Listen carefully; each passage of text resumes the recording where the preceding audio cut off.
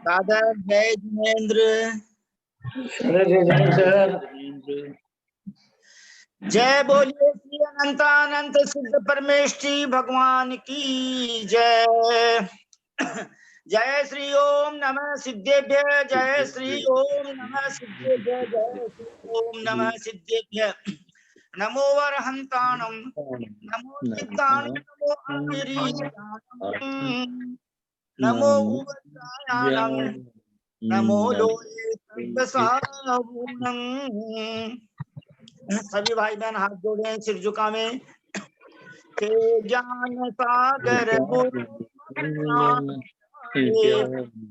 ते पूज्य साधु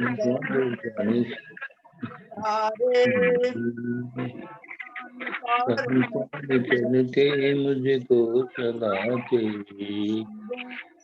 विनय के सिर को झुकाते, बंधु ने विनय के सिर को झुकाते, बंधु ने सिर को झुकाते। नमि ऊणगिणं वीरं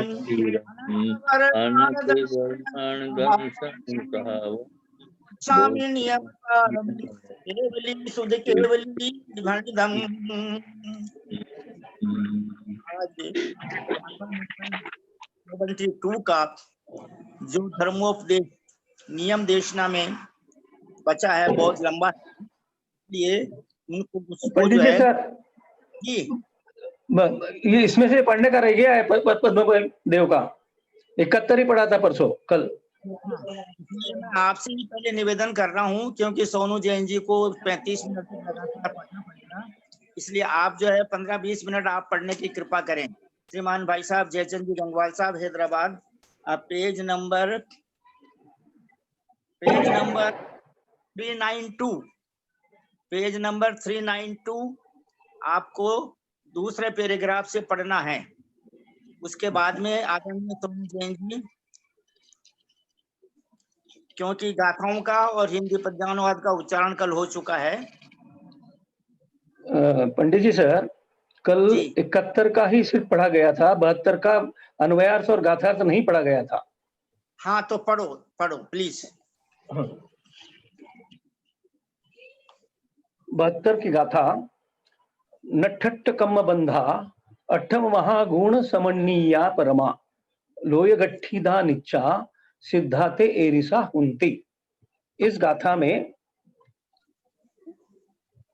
जो मोक्ष प्राप्त करने के परंपरा के कारण है, ऐसे भगवान सिद्ध परमेष्ठी का स्वरूप कहते हैं। अन्वयार्थ, नठठ कम्म बंधा मतलब जिन्होंने अष्ट कर्मों के बंध का नाश कर दिया है, 8 कर्मों के बंध को नाश कर दिया है। परमा जो उत्कृष्ट, परमा मतलब उत्कृष्ट। 8 महागुणा सम्मिन्निया मतलब 8 महागुणों से समन्वित है। लोय गठिदा मतलब जो लोकाग्र पर स्थित है। निच्चा मतलब नित्य है। एरिसा ऐसे, ते सिद्धा होंती वे सिद्ध होते हैं। अर्थात जिन्होंने अष्ट कर्मों का नाश कर दिया है, अष्ट कर्मों के बंध का नाश कर दिया है, और जिन्होंने अष्ट महागुणों का प्राप्त कर लिया है, अष्ट कर्मों के नाश होने के कारण उनके अष्ट गुण प्राप्त हो गए हैं, और जो लोकाग्र पर मतलब सिद्ध शिला पर लोक लय में स्थित है, नित्य है, ऐसे वे सिद्ध होते हैं। गाथा, जिन्होंने अष्ट कर्मों के बंधन को नष्ट कर दिया है, जो अष्ट गुणों से सहित है, उत्कृष्ट है, लोक के अग्रभाग में स्थित है, वे नित्य है और वे सिद्ध परमेष्ठी है। संपूर्ण अंतर्मुखाकार तथा ध्यान और ध्येय के विकल्प से रहित निश्चय परम शुक्ल ध्यान के बल से जिन्होंने अष्ट कर्मों के बंधन को नष्ट कर दिया है, जो क्षायिक सम्यक दर्शन आदि अष्ट गुणों की पुष्टि से संतुष्ट है, बहिरात्मा, अंतरात्मा और परमात्मा के भेद से जीव तत्व के 3 भेद है। उनमें से जो विशिष्ट गुणों का आधार होने से परम है, परमात्मा दशा को प्राप्त है, त्रिलोक शिखर के आगे गमन के कारणभूत धर्मास्तिकाय का अभाव होने से जो व्यवहार की अपेक्षा लोकाग्र भाग में स्थित है, और अभूतपूर्व सिद्धत्व पर्याय के नाश का अभाव होने से जो नित्य है, ऐसे वे भगवान सिद्ध परमेष्ठी है। ऐसा ही टीकाकार कहते, ज्ञान के पुंजभूत व सिद्ध परमेष्टि यद्यपि व्यवहार नय से त्रिलोक की शिखर के अग्रभाग रूपी जो पर्वत उसके चूड़ामणि होते हैं, अर्थात लोकाग्र भाग पर निवास करते हैं, परंतु निश्चय नय की अपेक्षा सहजोत्कृष्ट चैतन्य चिंतामणि स्वरूप तथा सदा शुद्ध रहने वाले निज स्वरूप में ही निवास करते हैं, जो समस्त दोषों को नष्ट कर देह से रहित होते हुए त्रिलोक के शिखर पर विद्यमान है, जो अनुपम निर्मल ज्ञान दर्शन तथा बल से सहित है, जिन्होंने अष्टकर्मों की प्रवृत्तियों के समूह को नष्ट कर दिया है, जो सदा शुद्ध रहते हैं, अंत रहित है, बाधा रहित है, त्रिभुवन के तिलक और मुक्ति रूपी वल्लभा के स्वामी है, उन समस्त सिद्ध परमेष्टियों को मैं सिद्धि की साधना के लिए नमस्कार करता हूँ। जो आत्मस्वरूप में स्थित है, शुद्ध है, अष्टगुण रूपी संपदा को प्राप्त कर चुके हैं और अष्टकर्मों के समूह को जिन्होंने नष्ट कर दिया है, ऐसे सिद्ध भगवान की मैं बार बार वंदना करता हूँ। इस तरह सिद्ध परमेष्टि का स्वरूप यहाँ बताया गया है। सर आगे अभी नियम सार से पढ़ना है क्या? हाँ, एक मिनट ज्ञानमती माताजी वाला भी पढ़वा लेते हैं। परम आदरणीय विजया बहन जी साहब, नागपुर निवासी, आपसे विनम्र प्रार्थना है कि गाथा नंबर 72 में सिद्ध भगवान का जो वर्णन है वो परम पूज्य आर्यका रत्न गणिनी जी ज्ञानमती जी माताजी ने जो लिखा है वो हमको पढ़कर सुनाने की कृपा करें, समझाने की कृपा करें। परम आदरणीय विजया बहन जी ठोलिया साहब, नागपुर निवासी। प्रणाम भैया जी, सभी को जय जिनेन्द्र। गाथा नंबर 72 नठट्ठकम बंधा अट्ठ महागुण समन्या परमा लोयग गठिदा निच्चा सिद्धा ते एरिसा होंती।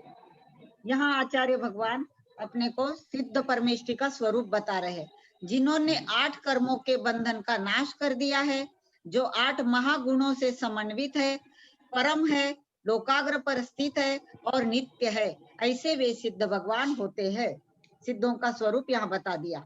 अब उसकी टीका करते हुए कह रहे हैं, जिन्होंने विपरीत क्रिया निवृत्ति नाम के परम शुक्ल ध्यान के बल से 8 कर्मों के संश्लेष संबंध को भस्मसात कर दिया है, ऐसे वे कर्ममल कलंक से रहित सिद्ध भगवान 8 कर्मों के क्षय से प्रकट हुए, सम्यक्त्व आदि 8 महागुणों से सहित है। उन गुणों के नाम कह रहे हैं। सम्यक्त्व, ज्ञान, दर्शन, वीर्य, सूक्ष्मत्व, अवगाहनत्व, अगुरु लघुत्व और अव्याबाधत्व, ये 8 गुण सिद्धों के होते हैं। उसी का यहाँ खुलासा कर रहे हैं। मोहनीय कर्म के सर्वथा प्रलय हो जाने से सम्यक्त्व गुण प्रकट हो जाता है। ज्ञानावरण के सर्वथा क्षय हो जाने से ज्ञान, दर्शनावरण के संपूर्ण नाश से दर्शन, अंतराय के पूर्णतया विनाश से वीर्य, नाम कर्म के संपूर्ण विलय से सूक्ष्म, आयु कर्म के विनाश से अवगाहनत्व, गोत्र कर्म के विघात से अगुरु लघुत्व और वेदनीय के अभाव से अव्याबाधत्व। इस प्रकार सिद्धों में ये 8 गुण प्रधान रूप से माने गए हैं, क्योंकि आर्ष ग्रंथों में तो इनके अनंत गुण कहे गए हैं। अब ये सिद्ध कैसे है? परम तीनों भुवन में जो सर्वोत्कृष्ट है, अथवा जिनके परा यानी उत्कृष्ट, माँ यानी लक्ष्मी, अनंत ज्ञान, दर्शन आदि अनंत गुण स्वरूप विद्यमान है, वे परम है। यदि ऐसे सिद्ध भगवान है तो वे कहाँ विराजमान है? लोकाकाश के अग्रभाग शिखर पर, अर्थात तनुवात वलय में विराजमान है। पुनः क्या वे कभी संसार में कदाचित अवतार लेंगे? नहीं। क्यों ऐसा प्रश्न पूछ रहे? क्योंकि वे नित्य है, शाश्वत है, वहां से कभी भी च्युत नहीं होंगे। अथवा अगुरु लघु गुण के निमित्त से षडगुण हानि वृद्धि के वश से उत्पाद व्यय द्रव्य रूप से परिणमन करते हुए भी ध्रुव होने से अविनश्वर है, शाश्वत काल तक वहीं पर विराजमान है और रहेंगे। इन लक्षणों से सहित सिद्ध परमेष्टि होते हैं। इनके जानने से क्या प्रयोजन है? इनको जानकर उनके परम गुणों में अनुराग करते हुए उनकी आराधना करनी चाहिए, क्योंकि उनकी आराधना से कर्मफल से कलंकित अपनी आत्मा की सिद्धि होगी। श्रीमान कुंद देव ने भक्ति पाठ में भी कहा भी है, सिद्ध भगवान हमें सिद्धि प्रदान करे।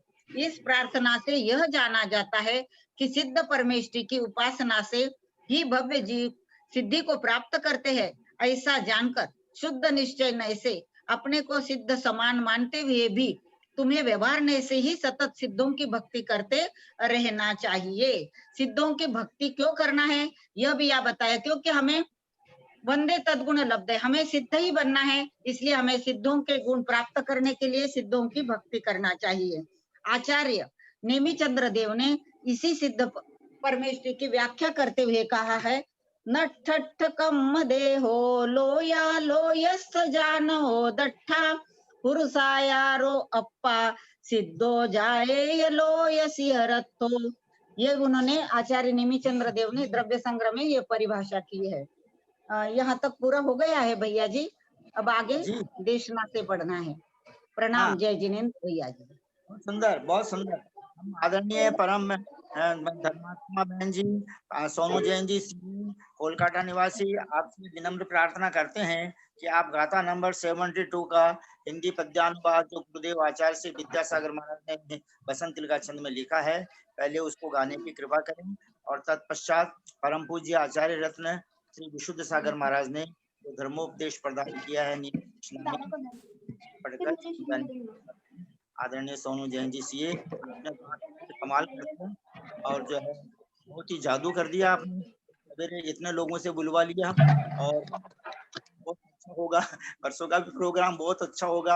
आपकी इंटेलिजेंसी को बहुत बहुत धन्यवाद है। यू हैव मतलब very very extraordinary mind, please. Okay Sonu Jain ji, CA Kolkata. मैं सबके आभारी हूँ कि 6 घंटे के अंदर 30 से ज्यादा 40 से ज्यादा लोगों ने 30 सेकेंड का वीडियो बना के दिया। मैं आसानी से मैं सबके आचार्य नंबर गाथा बोल रही हूँ, हिंदी पद्यानुवाद। सामान्य 8 गुण पाकर जो लसे हैं, लोकाग्र में स्थित शिवालय में बसे हैं। दुष्टाष्ट कर्ममय बंधन को मिटाया, बेसिद्ध सिद्ध पद में सिर में नवाया। आचार्य कुंद कुंद भगवान सिद्धों के स्वरूप का कथन कर रहे हैं, जिन्होंने संपूर्ण कर्मों, संपूर्ण मतलब टोटल, 100 में 100, संपूर्ण कर्मों अर्थात घाती और अघाती कर्मों का नाश कर दिया।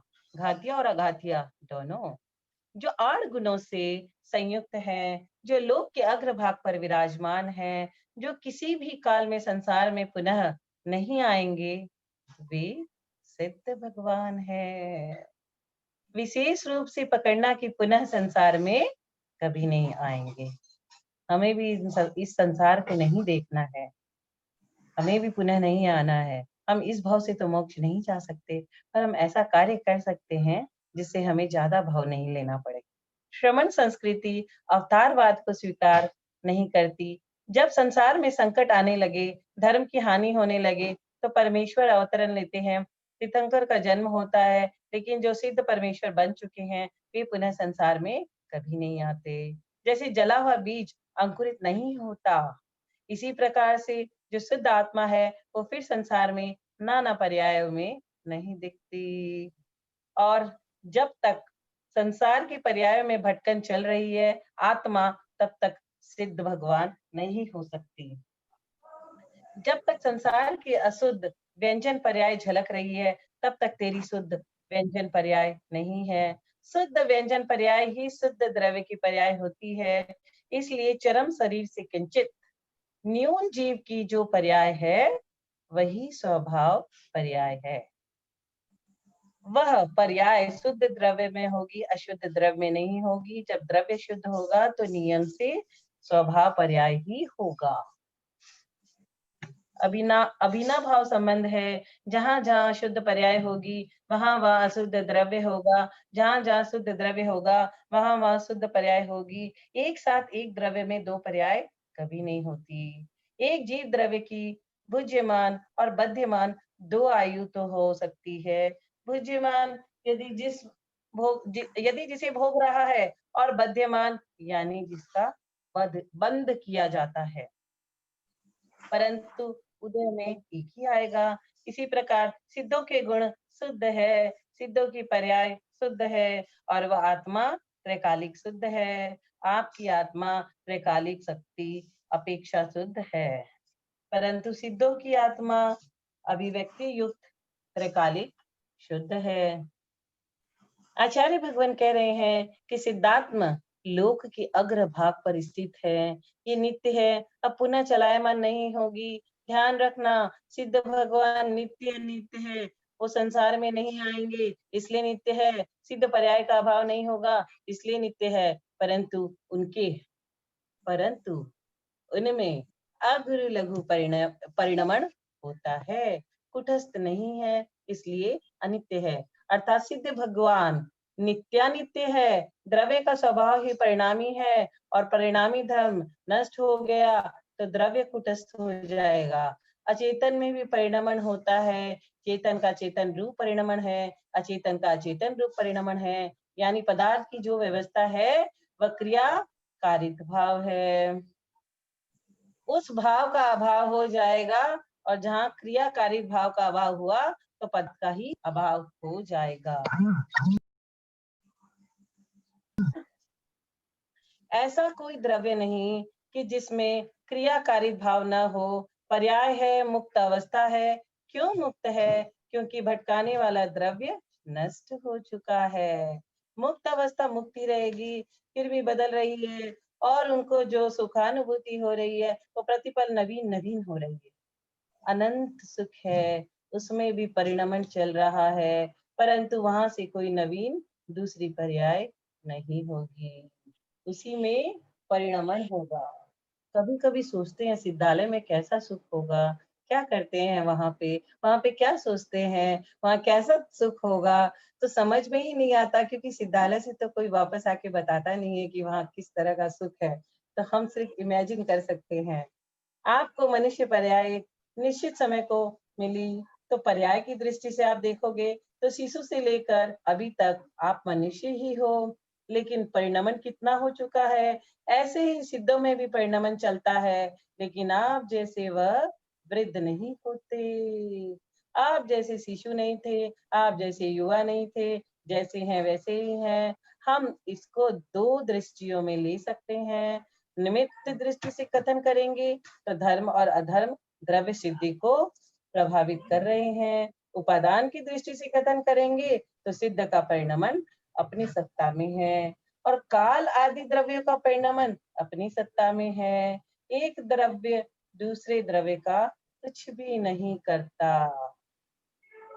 प्रत्येक द्रव्य का परिणमन अपने उपादान की योग्यता से होता है, और उपादान की योग्यता अपने नियत काल में होती रहती है। अभी निश्चित दृष्टि से कथन कह रहे हैं, प्रत्येक द्रव्य का परिणमन अपने निश्चित समय पर होता है, और निश्चित समय पर अपने स्वभाव रूप होता है, पर रूप नहीं होता।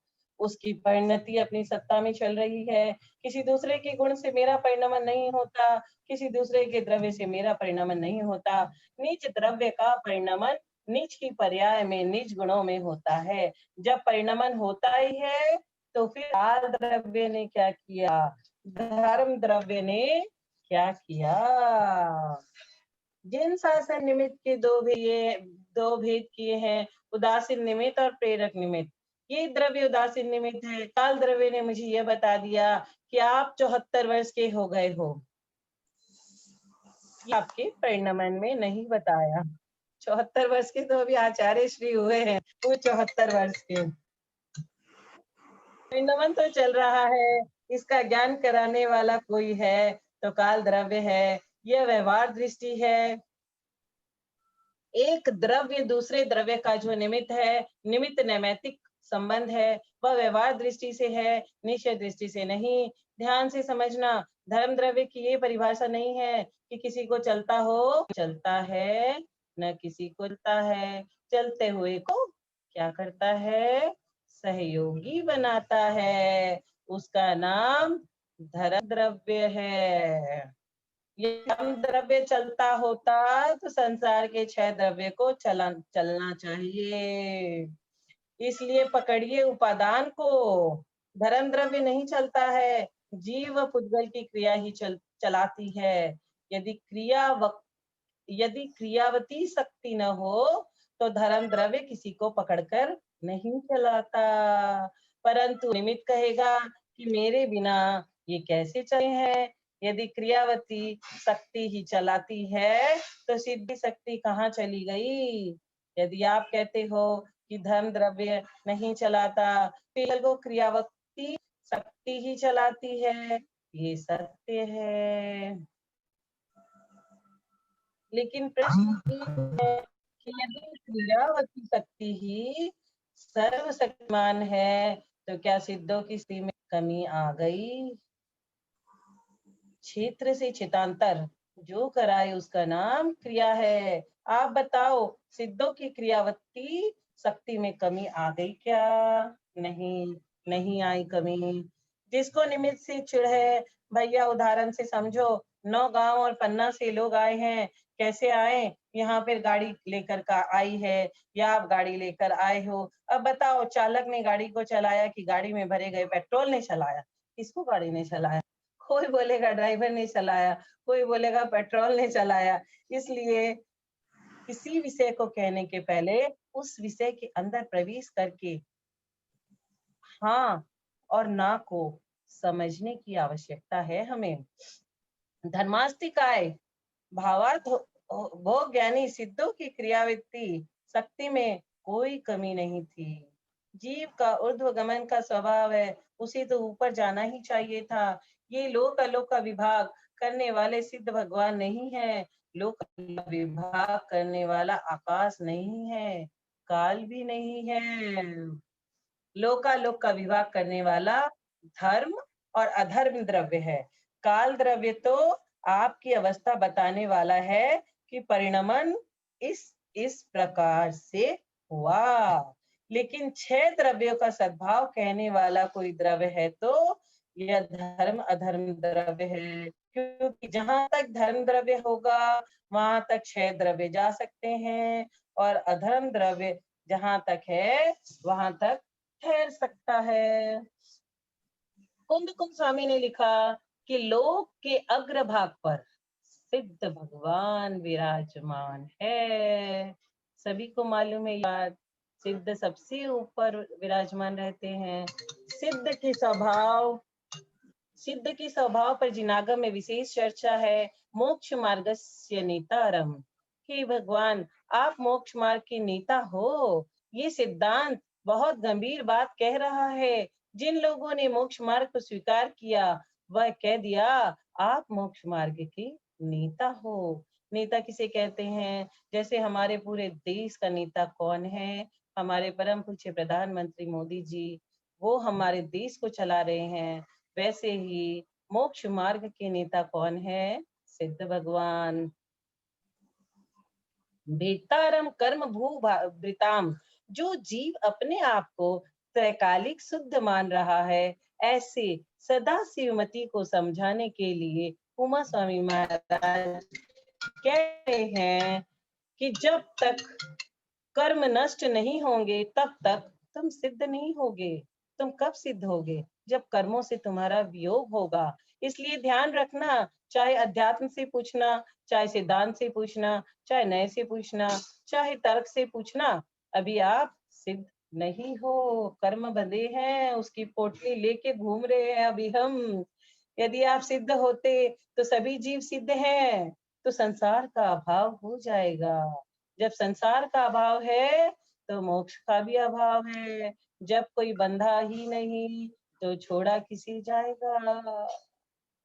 जब आप देखते हो जेल में कुछ कैदी है तो हमें पता चलता है हम मुक्त जीव हैं, इधर उधर घूम रहे हैं, ये जेल के कैदी हैं, ये जेल में बंद रहते हैं। तब अंतर का ज्ञात होता है हमें। इसलिए सिद्धांत कह रहा है भगवान आपके कर्म के बंध को, आपने अपने सारे कर्म के बंध को नष्ट कर दिया। हम लोग चढ़ाते हैं धूप तो क्या बोलते हैं, अष्ट कर्म दहनाय। निरुपामति स्वाहा। क्रियावर्ती शक्ति जीव और पुद्गल दो द्रव्यों में है। लोकाकाश के बाहर जीव भी नहीं जा रहे, पुद्गल भी नहीं जा रहे। सिद्ध में क्रियावती शक्ति थी तो जाकर लोकाग्र सिद्ध शिला पर विराजमान हो गए। उनमें शक्ति थी तो वो विराजमान हो गए। सब तो नरेंद्र मोदी नहीं बन सकते ना, कोई एक ही व्यक्ति बनता है। वैसे ही सब सिद्ध नहीं बनते। जिनके भाव पवित्र होते हैं, जिन्होंने तीर्थंकर का बंद कर लिया, जो अपने गुणों को ढकने का और दूसरों के अवगुणों को ढकने का जो आर्ट जान जाए, जैसे कि हमारे परम पूज्य आदरणीय श्री दीपचंद जी पंडित जी अपने गुणों को ढक लेते हैं, दूसरे के अवगुणों को ढक लेते हैं सदा ही। इनसे बात करके बहुत रिलैक्स मिलता है। इसीलिए सिद्धों में क्रियावती शक्ति का अभाव नहीं था, वहां धर्मास्तिकाय का अभाव नहीं था, इसके निमित्त उदासीन था, परंतु फिर भी सिद्धों पर भी निमित्त प्रभावी था। गमनागमन का कारण इंद्रिया है, गमनागमन का कारण कर्म है। जब तक मिट्टी में पानी है, मिट्टी गीली है, तब तक नाना रूप है। आर्द्रता समाप्त हो गई तो नाना रूपता समाप्त हो गई। तेरे अंदर जो कर्म का नीर है वो सूख जाए तो तेरी एक व्यवस्था बन गई। अब नाना रूपता समाप्त। जो गमनागमन करा रहा है आपके लिए वो कर्म है, और जहाँ कर्म का अभाव हो गया वहाँ आस्था, वहाँ आपकी आत्मा स्थिर हो गई। अब सिद्धों का परिणमन, अब वह क्रिया की आवश्यकता नहीं है। सत्ता में बैठ गए। सत्ता में जो संपूर्ण व्यवहार दृष्टिया सिद्धों में है। ध्यान रखना, इनका वियोग कभी नहीं होगा। उद्गल परमाणु है जो 14 राजू तक जा रहा है, पहुंचने के बाद स्थिर है। वो चाहे कि नीचे जाऊं पर नहीं जा सकता। जीव का ऐसा धर्म है कि कर्म के अभाव होने के उपरांत पुनः नहीं आता। ये ध्यान देके आप सुनना, कर्म के अभाव होने के उपरांत वो पुनः नहीं आते। उनका भी अपना स्टैंडर्ड है। हमारे घर में कोई गेस्ट चल गया तो वो फिर नहीं आता है, वो तुरंत लौट के नहीं आएगा। एक सहज नियोग है। इसमें अपन कोई एक निमित्त है। उपादान तो उपादान है। निमित्ताधीन बनकर मत बैठ जाना। आप ये समझ के मत बैठ जाना निमित्त ऐसा मिल गया तो ऐसा हो गया, ये कभी मत समझ के बैठ जाना। उपाधीन बनकर मत बैठ जाना। दोनों का संयोग करके अपन निकाल लो, इनमें मत फंसो। क्योंकि मुझे किसी ने कहा, सोनू जी आप ये इतना बड़ा प्रोजेक्ट हो, ये तो 6 महीने का प्रोजेक्ट है, इतने में कैसे होगा, सारे ग्रंथ कैसे गाए जाएंगे। लेकिन आपके मन में अगर इच्छा शक्ति हो तो आप भी कर सकते हो। आपको संसार की सारी शक्तियां आपके साथ हाजिर। अगर आपका विल पावर स्ट्रांग है और आपका विल पावर ही वीक है ना, तो आपको कोई भी मदद करेगा, ये आप जान के रखें। निमित्ताधीन बन गए तो काम बिगड़ जाएगा। उपादानाधीन बनकर बैठ गए तो निश्चित ही काम बिगड़े। क्योंकि उपादान निमित्त के अभाव में कुछ नहीं कर पाते हैं, अनिमित्त उपादान के अभाव में कुछ नहीं कर पाते हैं। यदि आज ऐसा मिलेगा ही तो वो निमित्त हो गया। ये निमित्त और उपादान की बात पूज्यपाद स्वामी जी ने इस उपदेश में बहुत अच्छे से कही है। जबकि जिन शासन निमित्त को मिथ्यात्व कहता है, सम्यक निमित्त को तो स्वीकारता है। आपका कहना ठीक है, निमित्त होंगे परंतु सभी निमित्त उपस्थित नहीं होंगे। आपकी उम्र इतनी बड़ी हो गई, इसमें काल द्रव्य निमित्त था कि नहीं? इस काल द्रव्य को लेने आप कब गए थे? आप कभी गए थे क्या कि प्लीज कम, वेलकम वेलकम? काल द्रव्य को किसी पुरुष ने बनाया क्या? काल द्रव्य स्वतः है, उपस्थित है। जब चलते हो तो धर्म द्रव्य को क्या आपने बनाया कि please come, come to me? आपने कभी ऐसा नहीं कहा। ये निमित्त सहज उपस्थित रहते हैं। आगमानुसार कुछ निमित्त सहज उपस्थित रहते हैं और कुछ को उपस्थित करना पड़ता है, पुरुषार्थ करना पड़ता है।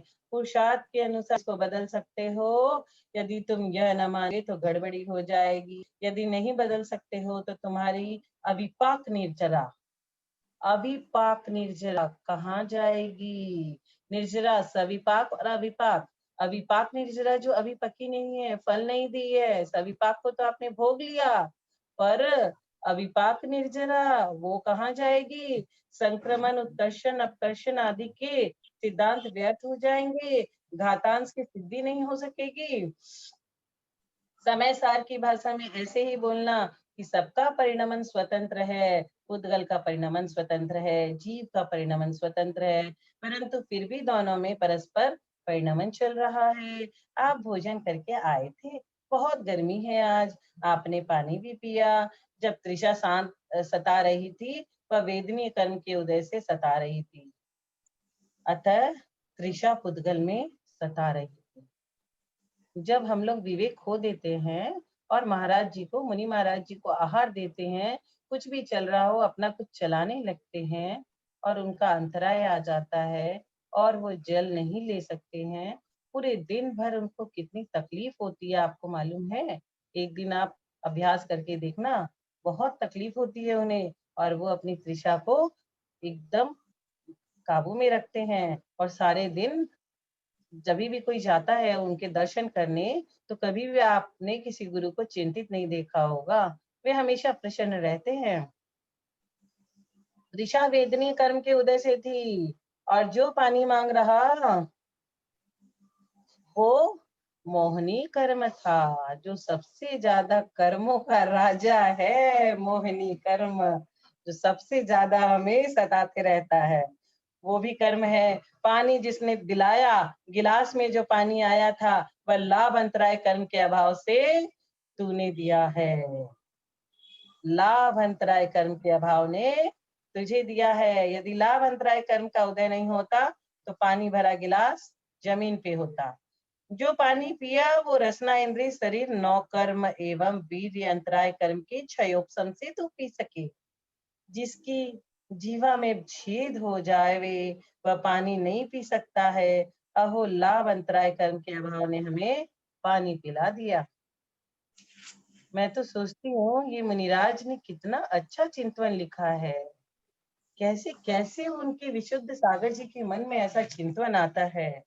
उनके ज्ञान को बड़ा बड़ा नमस्कार। जब तू चिल्ला रहा था, पानी नहीं मिला, प्राण निकलने वाले हैं, उस समय ज्ञानी क्या सोचेगा? यहाँ समय सार लगाओ कि इस कर्म का क्षयोपशम गया था, परंतु इन सब का उदय किसमें था? यह आगम की व्यवस्था नहीं है। यदि कर्म का उदय कर्म में होता तो लोक में जितनी कर्माण वर्गणाएं पड़ी हुई है उनमें उदय आना चाहिए।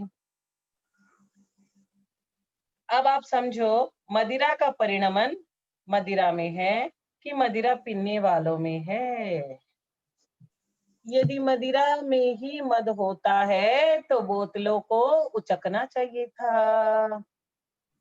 अमिताभ बच्चन का गाना ना, यदि शराब में होता नशा तो नाचती बोतल। तो बोतल तो कभी नहीं नाचती, शराब में तो नशा होता नहीं है। बोतलों को वहां स्थिर नहीं रहना चाहिए। मदिरा में मादक शक्ति है और मद उत्पन्न होने की शक्ति तेरी आत्मा में है। यहाँ मदिरा और मद का संबंध हम लोगों से क्या गया है? हम लोग मद में मतलब शराब के नशे में जैसे झूमते रहते हैं ना शराबी, हम लोग वैसे ही सारे कर्मों के नशे में दिन भर झूमते रहते हैं। कर्मों का काम परिणमन कराना है और परिणत होना तेरा काम है। कर्म तो कर्म है, आत्मा तो आत्मा है, स्वतंत्र परिणमन दोनों का है। दोनों के स्वतंत्र परिणमन होने पर भी परस्पर में रमण हो रहा है। अब देखो, क्षुधा तृषा ये वेदनी कर्म के उदय से होते हैं। मोहिनी मंगा रहा है, वेदनी पीड़ा देता है। वेदना होती है ना हमें, तो वो क्या करता है? दुख देता है, पीड़ा देता है। मोहिनी नष्ट हो जाए तो वेदनी कुछ नहीं कर सकता। अर्यन देव की वेदनी कर्म होता है, इसलिए 11 परिचय भी होते हैं, लेकिन मोहिनी का अभाव होने से वेदनी कुछ नहीं कर पा रहा। इसलिए मोहिनी मंगाता है और वेदनी वेदन कराता है और लाभांतराय प्राप्त करा देता है, भोगांतराय उपभोग करा देता है, और इन सबका स्वामी वेदक आत्मा है। इसलिए रसा स्वादन जो हुआ है वो तुझे ही हुआ है। जो ऐसा नहीं मानेगा तो स्वच्छंद प्रवृत्ति प्रारंभ हो जाएगी और कहेगा कि मैं तो कुछ नहीं कर रहा हूँ, ये सब पुद्गल का परिणमन चल रहा है। निगोद में चला जाएगा फिर भी यही कहेगा कि पुद्गल का परिणमन चल रहा है। हाँ, चल तो रहा है, पर साथ में तुम भी चल रहे हो भैया। कर्म के परिणमन को रोकने की ताकत किसी में नहीं है क्या किसी में? किसी में नहीं है। पूरा जंग जीत जाता है आदमी, चक्रवर्ती बन जाता है आदमी, पूरे जितने भी ब्रह्मांड में जितने भी देश है सबको जीत लेता है, लेकिन कर्मों को कोई नहीं जीत पाया आज तक। मोक्ष का तात्पर्य ज्ञानता में यह मत मान लेना कि कर्म का अभाव कर दिया या कर्म का नाश कर दिया। ध्यान रखना, सत का कभी विनाश नहीं होता। वह तो कर्म वर्गनाएं जिसमें लगी थी वहां से हटा दिया है, इसे अभाव कह दिया है, उसे नाश नहीं कहा। सिद्ध भगवान अपनी क्षमता से कर्म का विनाश नहीं करते, अपनी क्षमता से बेताराम कर्म भूभ्रातम, कर्म का वेदन कर दिया है, नाश नहीं किया, भिन्न कर दिया है। जैन दर्शन का एक शाश्वत सिद्धांत है, सत का कभी विनाश नहीं होता, असत का कभी उत्पाद नहीं होता, परिणमन होता है, इसी का नाम तो पर्याय है। आपके बेटे ने आपकी जेब से क्या किया? पैसे निकाले। खाने में जाओगे तो हंसी किसकी होगी? बेटे की नहीं, पहले आपकी हंसी होगी। व्यवहार से पूछ लो, आपके जीवन में कभी ऐसी विषमता आई होगी? अरे तू कनानियों का ज्ञाता होता तो क्या कहता, इस जीव की इस द्रव्य संपत्ति पर ऐसा परिणमन हुआ है, मैंने कभी इसके द्रव्य को स्वीकार किया होगा, इसके योग में था, वो ले गया। चोर का भी जब तक लाभ अंतराय कर्म का क्षयक्षम नहीं होगा तो उसे चोरी से द्रव्य नहीं मिलता। उस चोर का पुण्य सामने बैठा है, तुम पकड़ नहीं पा रहे हो क्योंकि उसके लाभ अंतराय कर्म का क्षयक्षम काम कर रहा है। और पंडित बनारसी दास पागल थे क्या? देखो इसका क्षयोक्षम ऐसा ही होगा, तो छुआ दी पोटरिया और बोले ले जा। अब उसने भाग्य में नहीं था, सो माँ ने वापस करवा दिया। ध्यान रखना, अबुद्धि पूर्वक जो अनिष्ट इष्ट होता है वो भाग्य होता है, अबुद्धि पूर्वक जो अनिष्ट इष्ट होता है वो पुरुषार्थ होता है। ये भूल जाओ कि हमने सब कुछ किया है, सब कुछ करने पर भी कुछ नहीं मिलता और सहजता में भी सब कुछ मिल जाता है। ये लाइन बहुत इंपॉर्टेंट है, सब कुछ करने से कुछ नहीं मिलता और सहजता धारण करने से सब कुछ मिल जाता है। You will get everything. तो हमें सभी को क्या चाहिए? मोक्ष लक्ष्मी, उसके लिए हम निरंतर प्रयास कर रहे हैं। आदरणीय विजया बहन जी साहब, यदर्थ मात्रा पदवाक्यहीनम यदर्थ मात्रा पदवाक्यहीनं मया प्रमाद्याद्यति किंचनोक्तम् तन्मे क्षमित्वा विदधातु देवी सरस्वती केवलबोधलब्धिम्।